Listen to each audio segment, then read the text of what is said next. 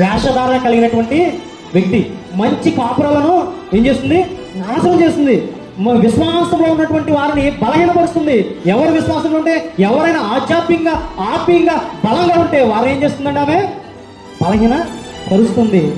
ఆమె ఉన్న కాడ అనేకమైనటువంటి జబ్బులు, ఆ జబ్బులతో అనేకమైనటువంటి మరణాలు సంభవించేటటువంటి వారుగా ఎక్కడున్నా సరే, ఆ దుష్టత్వం కలిగినటువంటి వ్యక్తి ఎక్కడున్నా సరే ఏం కలుగుతుందండి?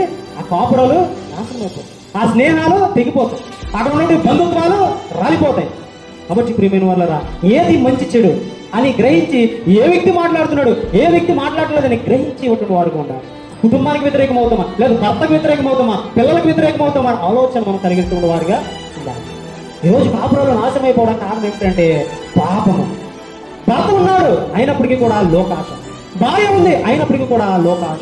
ఆశను బట్టి ఏమవుతుందంటే కాపురాలు నాశనం అయిపోయినటువంటి వారు. ఈమె ఎక్కడ ఉంటుందో, ఈమె కానీ ఇతరు కానీ ఎక్కడ ఉంటారో వాళ్ళు వారి యొక్క కాపురాలు నాశనం అయిపోయిన వారుగా ఉంటారు. ప్రియమైన సోదరుల, మనం గమనించవలసిన విషయం ఏంటంటే గ్రంథకర్త చాలా స్పష్టంగా తెలియజేస్తున్నాడు. విశ్వాసంలో ఉన్నటువంటి మనం ఏ విధమైనటువంటి ఆలోచనలో మనం ఆలోచిస్తున్నాం అనే ఆలోచన మనం కలిగి వారిగా ఉండాలి.